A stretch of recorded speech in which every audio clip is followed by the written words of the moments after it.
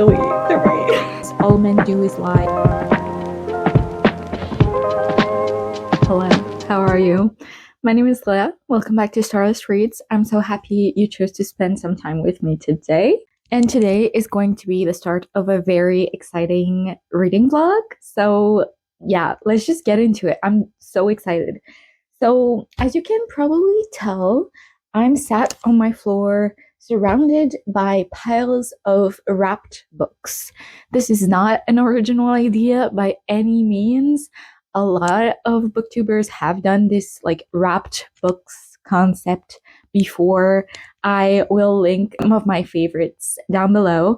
One of the YouTubers I've been watching most recently who does this concept is Throne of Pages. And I really, really highly recommend her channel. She is great. This is a concept that has been around for a while, but I decided to try it out because it looks fun and it also, I think, is going to trick my brain into producing more serotonin. So here is what we're doing today. I have wrapped every single book on my physical TBR in this brown craft paper. And using a spinner wheel, random wheel, we will be picking the numbers that I wrote on the spines of the books. I will be reading the book then in a reading vlog. Okay, so it's just randomly picking the books I already own and reading them in a vlog. So you might ask, why go through all of the trouble of wrapping up your books when you can just read the books from the TBR? Well, some of these books have been on my TBR for literal years. I still am super interested in them. I don't want to get rid of them, and I definitely want to read them. Why don't I read them then? Because the newer books that I acquire are always so much more interesting than the older books that have been on my TBR for a longer time. So this is probably going to force me into reading those older books that I still have interest for, I just never reach for because they're not new and exciting. And also, having the books wrapped makes the unwrapping process really fun. It's not just like a wheel picking what I'm reading, it's a wheel picking what, it's like a blind box. It's like a surprise. It's a fun surprise. It's like a gift to myself. I have a total of 21 wrapped books and I have a wheel. And we will spin that wheel. Okay. I have no idea how many books I'm going to be able to get to in this video because depending on which number this wheel chooses, I might have to read a fucking giant book. Okay, so I'm kind of stressed. Some of these books, I'm kind of scared. I don't necessarily want to get number 4, 9, or 17 because those books are chonkers. Here we have 9. Look how big this is. I have 4 right here. That's huge. So obviously these ones, I kind of know what they are because they are just so big compared to the other books in the stacks. But the other books, I honestly have no idea which is which. So, okay, let's do our pick.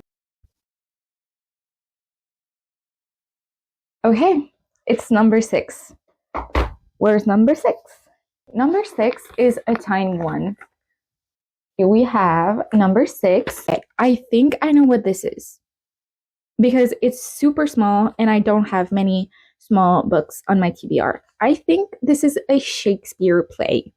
And by the length of it, I think this is The Tempest, which is one of Shakespeare's shortest play. It's either The Tempest or King Lear because those are the 2 Shakespeare plays I wrapped up. So it's for sure one of those 2. But let's unwrap this bad boy. Okay, I was right.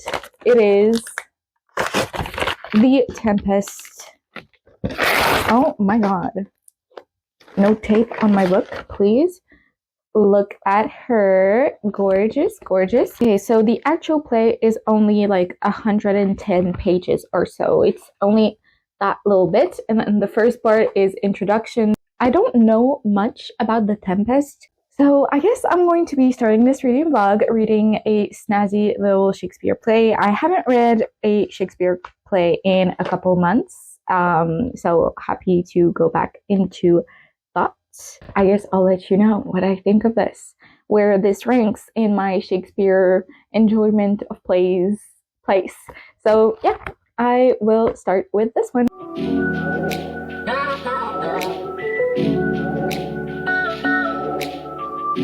Hello, I'm trying to speak loudly enough because my mic just died and I really want to film this clip right now. And yeah, so I'm trying to speak loudly, project my voice. This is also why I'm pretty close to the camera. Hi. We're getting comfortable with one another. What can I say? Yeah, so I'm on my floor once again because I finished The Tempest by William Shakespeare last night. This was a really short play, honestly. I think this is one of his shortest, at least that I've read. I'm not fully versed in Shakespeare yet. I'm slowly but surely making my way through his folios, but yeah, this one was it was a different one. It's honestly hard to categorize this one. I feel like with the other plays I've read by Shakespeare, it's really obvious if it's a comedy or a tragedy or a romance. This one, it's like, it's not a tragedy because no one really dies at the end, and for it to be a tragedy, there needs to be some major deaths in the cast at the end. And I would say it's a comedy. Like, there are funny bits in it, but I don't know, it's not really focused on like the absurdity of it. I don't know, like it's a fun one, it's a different one, and I really did enjoy this. If you're like me and you're new to Shakespeare, here's a little bit about The Tempest without spoiling everything, even though these works have been around for a long time and you logically probably know something about The Tempest without even knowing you knew something about The Tempest. This book takes place on an island. So on this island lives this man named Prospero, and he was kind of exiled on this island, and people took his title away, and he is mad about that. So he lives on this island with his daughter, and he wants vengeance. He basically enslaves no, well, he saves a magical spirit from a mean witch, and in return the magical spirit does everything Prospero wants, and Prospero basically enslaves this magical creature to do his bidding. And his bidding, his master plan, if you will, is to cause a tempest, which will in turn cause a shipwreck, the shipwreck of the ship on which the king and different dukes and king's son and duke's son are on the boat. And he wants to wreck this boat because he wants to teach these people a lesson. These are the people who exiled him. He wants to teach them a lesson. That's basically the deal. So he causes a tempest, makes everyone on the boat shipwreck to this island where he lives, and throughout the whole play, Prospero is basically Shakespeare. He kind of controls where the story goes and what the players do. He is basically the mastermind behind this plan, and he's kind of like moving people around and telling his little spirit Ariel to go do something. Okay, now go do that with this person and like fuck with them.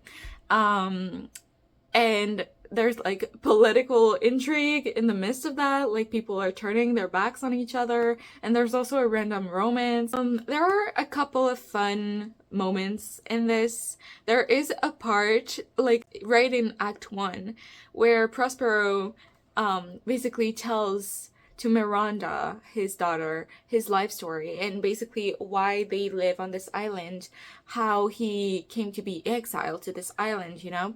And as he tells this tale, he's obviously like speaking a lot, but he interrupts himself so many times to be like, are you listening to me?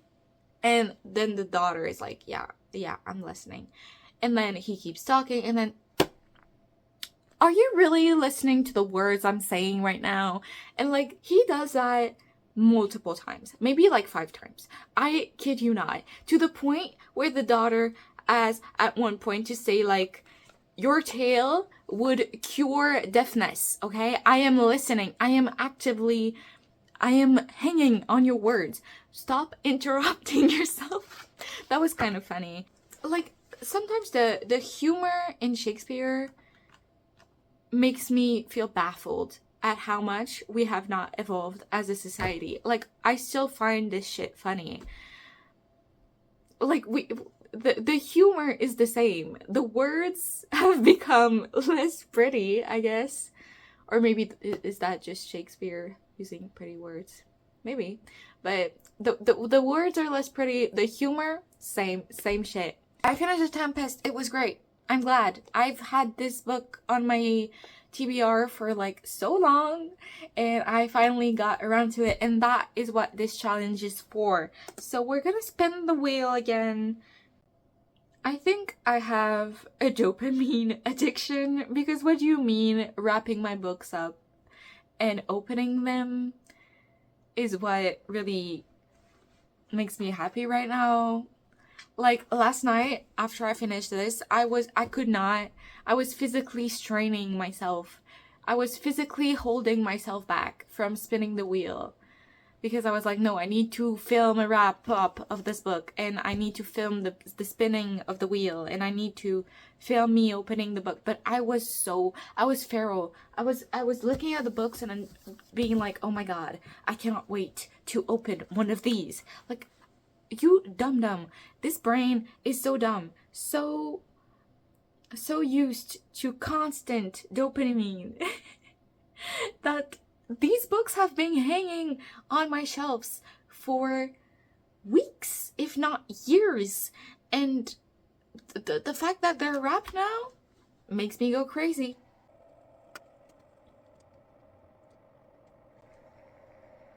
I think 19 is a big one. Is it a big one? I'm scared. Okay, no, that's 17. Okay, I got so scared. Okay, so 19 is right there. Can I try to guess what this is? It's like a pretty medium-sized book. Is it a hardcover? It's not a hardcover, but it's not a soft cover either. What is this? What are you? Okay, let's just open it. Okay. Ah!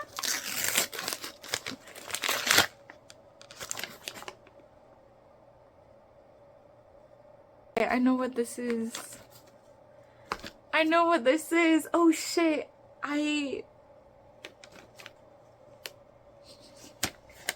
Okay, so this book might be the entirety of the rest of this video, because guess what the fuck I picked? Guys, I should not have been fooled by the small-ish size of this book. I picked The Odyssey by Almer.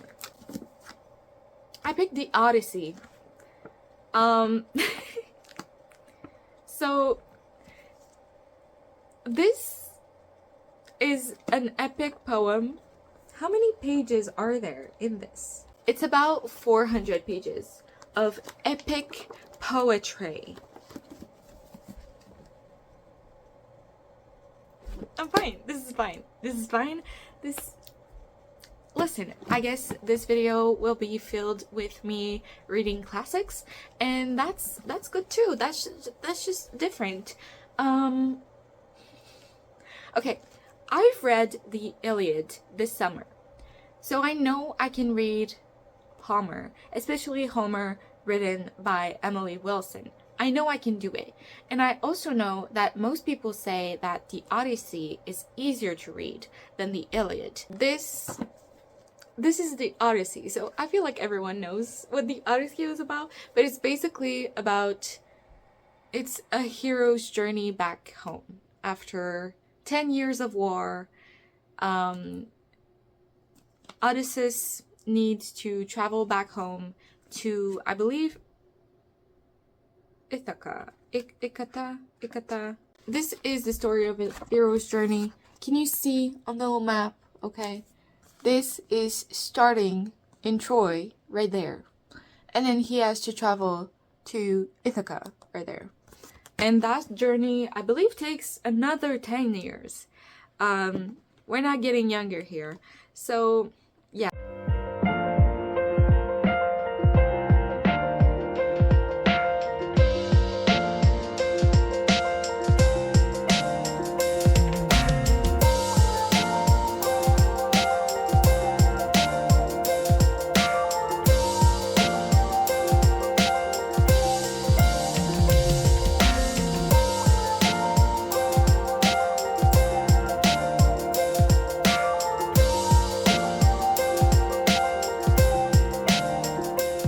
Okay, I'm back. It's the next day, and I'm really excited to tell you that yesterday, after I unwrapped the Odyssey, I was able to read 100 pages of this book. I made it to book 7. That's page 208, but the first 100 pages of the book are basically the introduction. So I read 100 pages of the Odyssey, and I need to bonk myself on the head, okay? Because I don't know why I did the same mistake twice of thinking that the Odyssey would be a hard book to read. Because it's not a hard book to read. And I said the same thing about the Iliad. I thought this was going to be hard to read, but it wasn't. And I made the same mistake with this book. It's easy to read because, yes, it's a classic, but like I said with the Iliad, it's a classic translated into modern English, which means the language of it is simple. Yes, I'm here to talk about this. I also already annotated a bit. I would say I'm enjoying this more than the Iliad, and I did enjoy the Iliad quite a bit. So I thought this book would start with Odysseus himself. But no, actually, it starts like the first couple of chapters are focusing more on Telemachus, who is Odysseus' son, and kind of how he has to take on the role of the man of the house with his dad gone for now more than 10 years. He was just a baby when his dad went away, and he has like so much societal pressure to like uphold the family name and the family riches.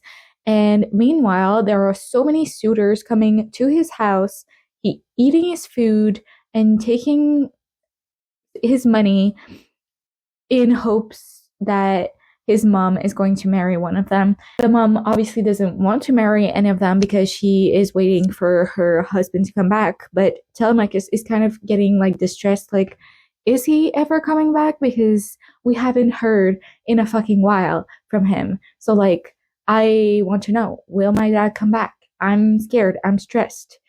I would be stressed too, okay, Telemachus? So he gets news from Athena, the goddess, that he needs to go look for information by himself. And so he goes. So I really enjoy this, like starting with Telemachus and him trying to like visit these different people who were fighting alongside his father in the war and trying to piece together all of the information that could maybe tell him what happened with his dad. And as he gathers more information, we switch point of view. We finally get to reach Odysseus, the man himself, and what has been going on for him. I also wanted to talk about how I'm really glad I read the Iliad first, because I now have the whole backstory of the Iliad in my mind as I read about these characters. Like, most of these characters I already know because I've seen them being like the main people in the Iliad. And I'm just really glad I get this added context. Kind of makes the beginning of this book all the more heartbreaking because this young boy is being filled with grief for a father he doesn't even know if he's alive or dead. And at the beginning of this book, he talks about how he wishes that his dad had died at Troy because that way he would have been able to come back home and be buried like the true like hero he is. But now he is somewhere, no one knows where. He's alone, nameless, and the idea of like grief, fame, being remembered is something so deeply explored in the Iliad that starting the book with this whole idea again of being forgotten or being remembered, the fame of one's name, and dying in honor versus being forgotten in life. It's themes that are so important to the Iliad that the fact that they're being brought back at the beginning of this book really like they did some that did something to me. It really took me by the feels. So I have a little bit more than 300 pages left in this, and I read the first 100 pages of this quite fast. So we'll see how much progress I'm able to do in this book, in this vlog, actually, because I was really afraid of like only reading this in this vlog, but turns out I just want to keep reading and never stop. So I don't know if finishing this book will be as much of a struggle as I originally thought. Fun. So yeah, let's keep reading. Okay, because this is written in modern English, sometimes it's quite jarring to read some sentences because it's like a classic and it's very epic. But at other times, for example, Odysseus is being challenged to show his physical prowess in some sort of sport. And he says, I can beat you guys at anything except for running because during the time I was on a boat on the sea, I could not do my exercise routine. And I don't know why, but that sentence, I could not do my exercise routine, word for word being in the Odyssey, is kind of silly to me. Also, something else about the Odyssey, maybe I'm just misremembering the Iliad, but I feel like this is so much more descriptive in its scenery. Like it describes really beautifully the places that Odysseus goes to. Like he went to like the house of a king, a palace, if you will, and the description of the palace was so luscious and gorgeous and everything. And I really don't remember any beautiful descriptions like that being in the Iliad. And I love that we get some gorgeous mythical description in this one. I really am enjoying this.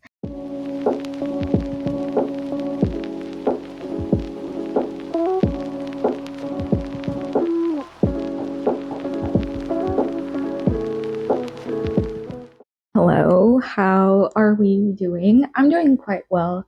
I have read a lot.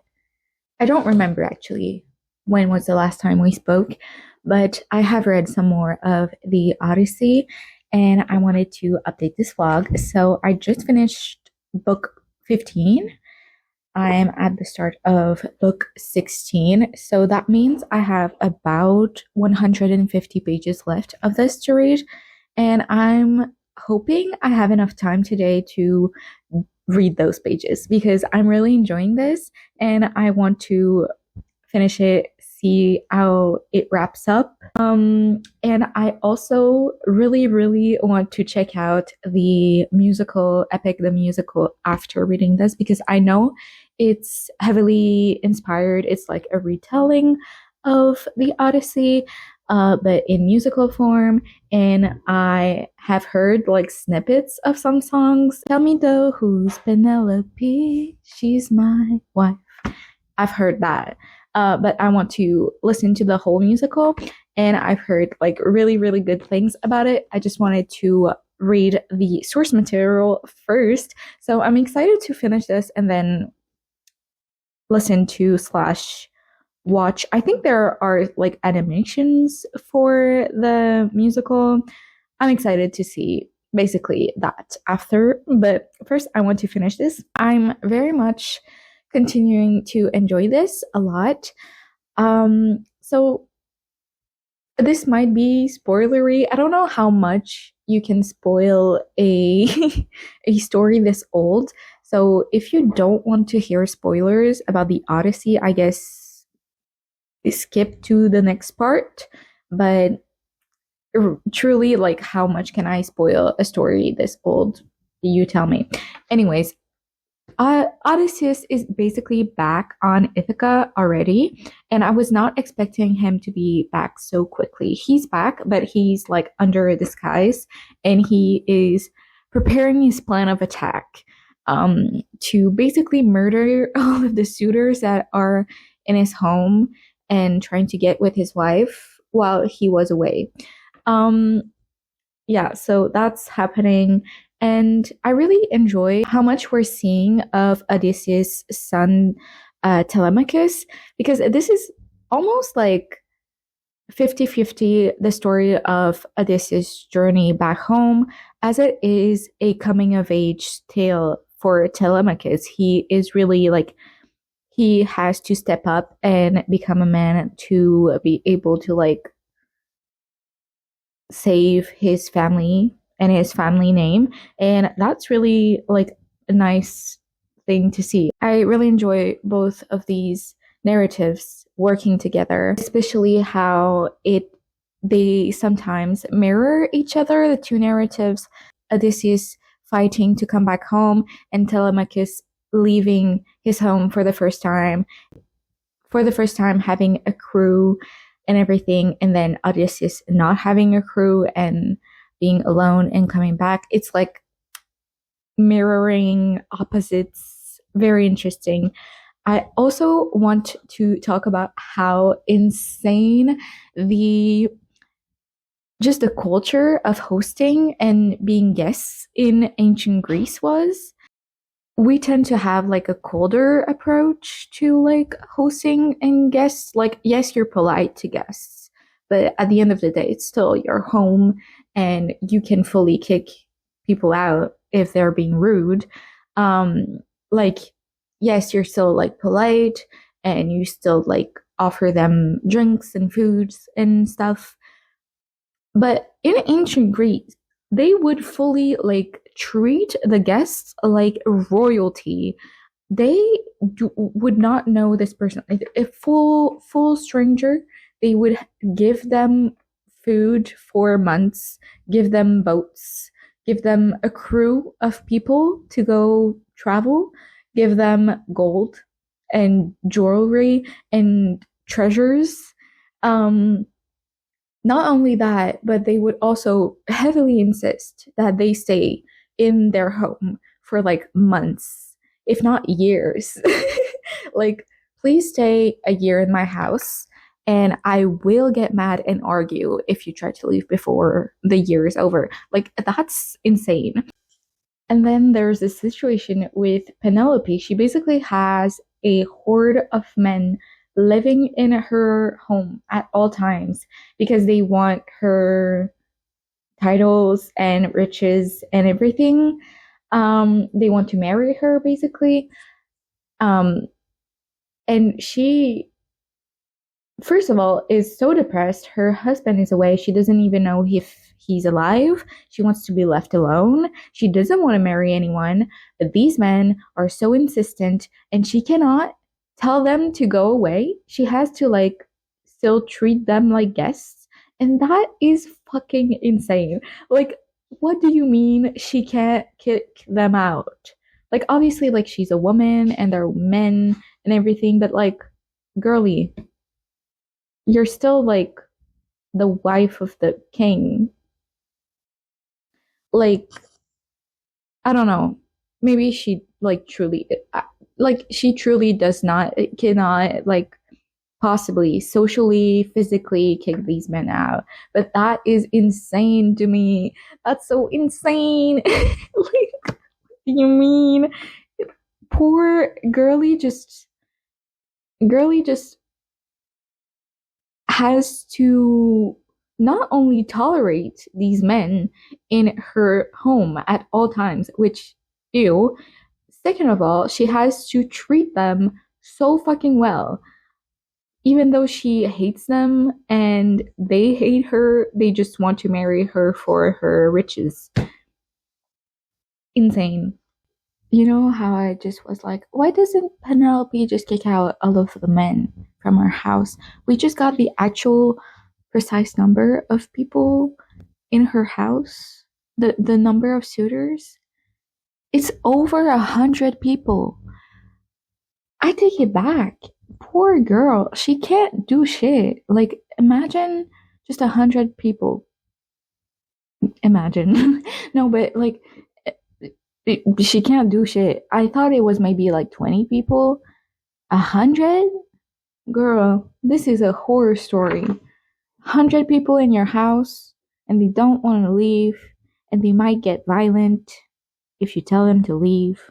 It's truly a horror story, honestly. Oh my god, I take it back. I was wrong.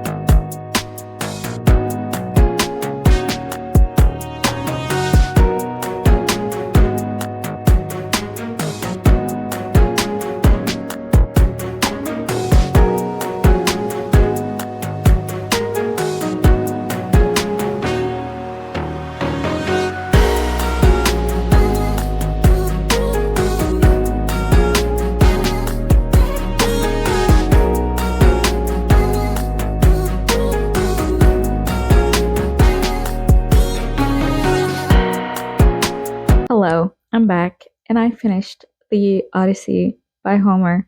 That's kind of crazy. I read this in less than a week, and that's kind of crazy as well. But it was so good. I'm so happy I read this finally. I think it's been almost a year since I've owned this book, and I finally read it. And there was no reason for me to be this scared of this book because it's so easily readable. Like and it's good. It's like a good story. This specific translation is so easy to read and like so palatable. Is that a good word? Yeah. It's so palatable. Even if you're not usually a reader of classics, I think this could be a great read for honestly pretty much everyone.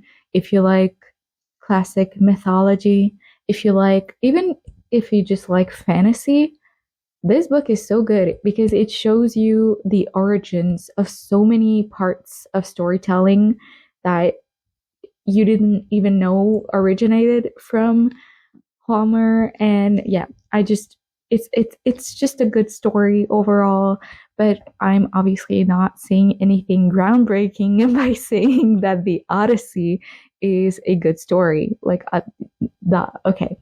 That last section right there when Odysseus is back and under a disguise, I think that whole section is why the sentence "all men do is lie" exists, because this man loves to lie. He just lies. And was it really necessary all the time? Not really. No. So here's a quote. Lying Odysseus replied, I will tell you the truth completely. He just loves to lie so much. And like sometimes, yeah, it was useful to do like trickery or whatever. Sometimes not useful. He was just like, what if I what if I lied about this? What if I pretended to be someone else? Hear me out. What if I pretended to be not me and make people cry because they miss me so much? Like what was the reason? What was the point of that? And at a certain point, I was kind of getting annoyed at him, but I think we're supposed to be annoyed at him. I think the book ended quite abruptly. Like, so many things happened there in the last couple of pages. And then it was like, but then everything got resolved and peace. And that's at the end. And I was like, oh, okay. I don't think I honestly, knowing Greek mythology, I don't think there was peace after that. Overall, just an amazing experience reading this. And I'm glad that this challenge forced me to read this because that was exactly what I wanted. I didn't even know I needed to read that. I've been going back and forth if I want to read another book in this video or cut this video short. I've been filming for a week. I think I'm gonna do one more book because I feel like it. Fine. Okay. Let's see. Let's spin the wheel here. Okay. Okay. The winner, as you can see, is number 13. I'm in my room and I have my books right here. Not sure what this is actually. It's super short. Could this be another Shakespeare? If this is another Shakespeare, this video is just going to end up being me reading classics, I guess, but this feels quite short and might be another Shakespeare. We'll see. Let's open it, I guess. Okay, yeah. Let me just open this up for you. It's another Shakespeare. I guess the wheel was just saying this week you're gonna read the classics that you have been putting off. And that is honestly deserved because I just buy classics all the time and I rarely read them. So this is just forcing me to read the books I buy, okay? Which was the point of this whole thing. So this is King Lear. What do I know about King Lear? I think it's about this old king who has three daughters, three sons. He has like three children. And that's all I know. If you don't like classics, I'm sorry. This video must be so boring for you. But if you do like classics, then this video is perfect for you. Yeah, so okay, I'm going to read King Lear. Maybe not right this second. I still need to process the whole Odyssey. So I'm probably going to start this tomorrow. And this afternoon, I was thinking of watching some of Epic the Musical because that sounds great. I'll see you a bit later.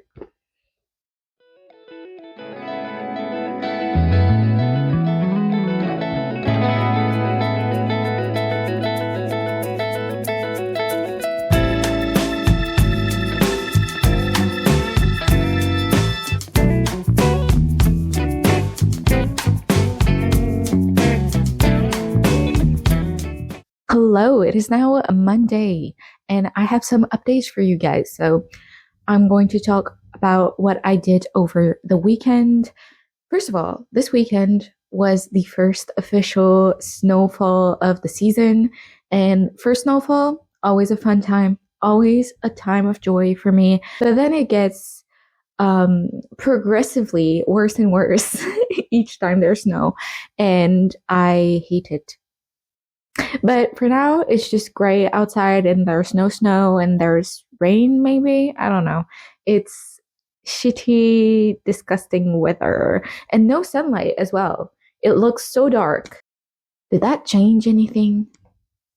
Who knows? I have updates. First, and I feel like most important update is that this weekend I listened slash watched Epic the Musical for the first time. It was so good. It was so good.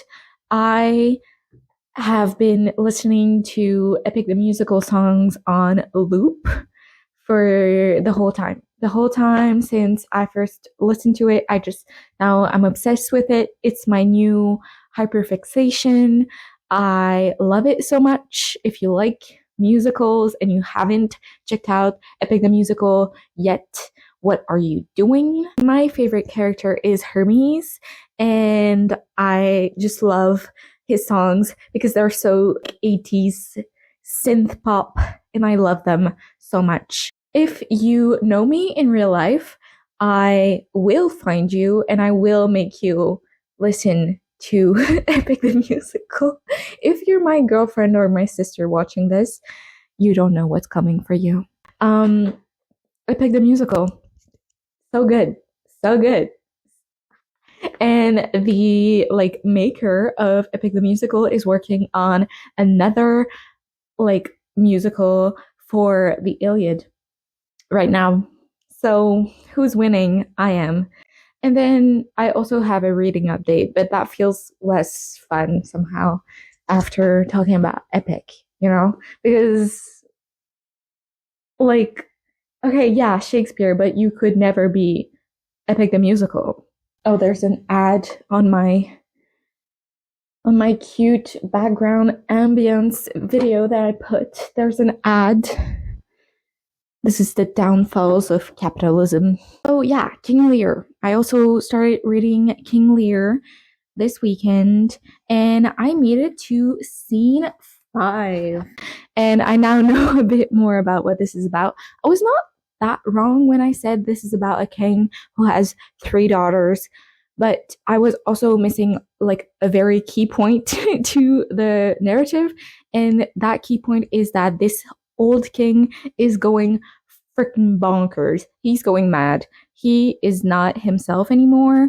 And basically everyone around him is just scrambling, hoping that this guy dies soon, and also hoping to somehow get in his good graces to get power before he dies. And there's also other characters, side plots. I'm not so sure what the side plot of Edgar and Edmund is happening, but I'm enjoying it. I enjoy Edmund so much as a character. He's not a good guy. He's such an interesting character. So Edmund is a bastard son of the Earl of Gloucester. Edmund is basically a bastard son. Edgar is the legitimate son to this Earl, and Edmund is masterminding a plan to get power, because he's not gonna get power by just being himself, because he's not a legitimate son. He's not gonna get anything if he doesn't go out and grab it, and that makes for such an interesting character, because and the dynamics between Edgar and Edmund. Edgar being the legitimate son that gets everything handed to him on a platter, whereas Edmund doesn't. But literally, nobody asks for being born, And whose fault is it that one is legitimate and the other is a bastard?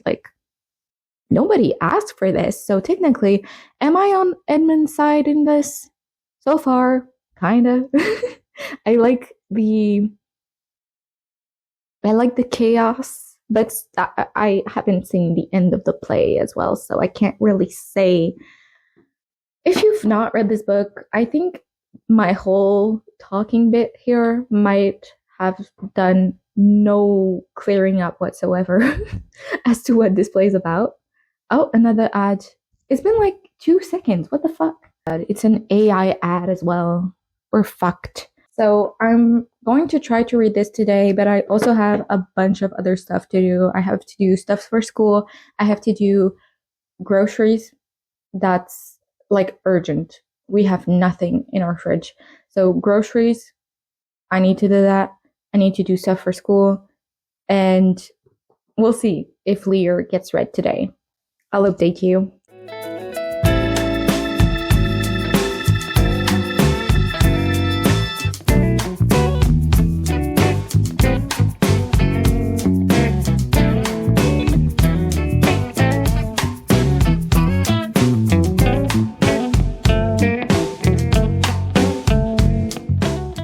Hi guys, I'm here to talk about King Lear and also to wrap up this vlog.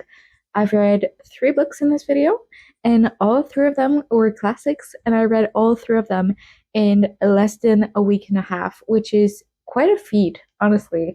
I'm really proud of myself, and I want to talk about King Lear. So I finished this like 2 seconds ago, and I'm still trying to get my bearing on this story as a whole. I don't think it's my favorite Shakespeare that I've read. Actually, I'm sure it's not my favorite, but it was still good. One thing I really liked about this is that one of my favorite books, If We Were Villains by M.L. Rio, is heavily inspired by many Shakespeare plays, and it's in part heavily inspired by King Lear, and like the characters in If We Were Villains play King Lear, and it relates to them as character in that story. So it was super interesting to get to know like the intertextual references that the book had.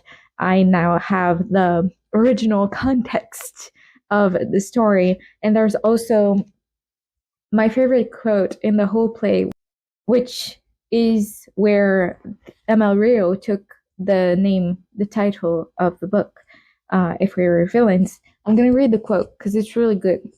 This is the excellent foppery of the world, that when we are sick in fortune, often the surfeit of our own behaviour, we make guilty of our disasters the sun, the moon, and the stars, as if we were villains by necessity, fools by heavenly compulsion, knaves, thieves, and treasurers by spherical predominance, drunkards, liars, and adulterers by an enforced obedience of planetary influence, and all that we are evil in by a divine trusting on, an admirable evasion of whore masterman to lay his gorgeous disposition to the charge of the stars.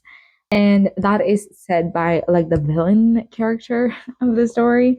Well, actually, there's more than one villain character in the story. Yeah, what a great quote. This story was interesting. I was really hooked at like the beginning, and then it lost me a bit, and then it grasped me again towards the end, especially the part between Edgar and his father. And Edgar is disguised as someone else, and he basically, disguised as someone else, saves his father from suicide. And that's a terrifying scene, actually. Like, this whole story is just terrible family dynamics, in every way possible. It explores step siblings, it explores inheritances and like having daughters and sons. It explores when your parents go batshit crazy, but is it you that made them batshit crazy? Maybe it is. Maybe it is. Actually, in this case, it was. It was the kids. The kids were at fault. I don't feel as if I'm the most eloquent about this book right now, and I'm going to be very honest about this. It's because it's one of the plays I understood the least. Just on first read, I understand it the least. It did lose me at a couple of points, and I did read like a little summary of the play as well after I finished it to like make sure I had all of the big elements down, and I do. So I understand like the big overarching plot of the story, but like the details, I think this would necessitate a reread from me, and I'm fine by that. I think that plays, especially plays by Shakespeare, are meant to be reread and like re-experienced yet and again, and they're not supposed to be one and done. Yes, so here I have my entire read books for this challenge. So just a little wrap up. I read The Tempest, The Odyssey, and King Lear. And I think classics are fun. You should read classics. If I have one book to recommend from this video, it's definitely The Odyssey. If you don't think you can read The Odyssey because you think it's too hard, I disagree with you. I disagree with you, and I think everyone should read it. I think, especially this specific translation, I haven't read any other translation, so I don't know. Maybe some other translations are super hard to understand. This translation, easy to understand. You need to read it. And then you also need to watch / listen to Epic the Musical. If you don't, after this video, I don't want to talk to you because you have bad taste. And yeah, that's it. That's it for this video. I want to make more of those unwrapping my TBR videos. I am probably going to end this one and then start a new one right after. If you like it, you're going to get more of it if you subscribe. And if you don't like it, then too bad. I decide what videos I do, and those videos right now are what is scratching my brain itch. So yes. Thank you so much for watching this video. I will see you off and see you next time. Bye-bye.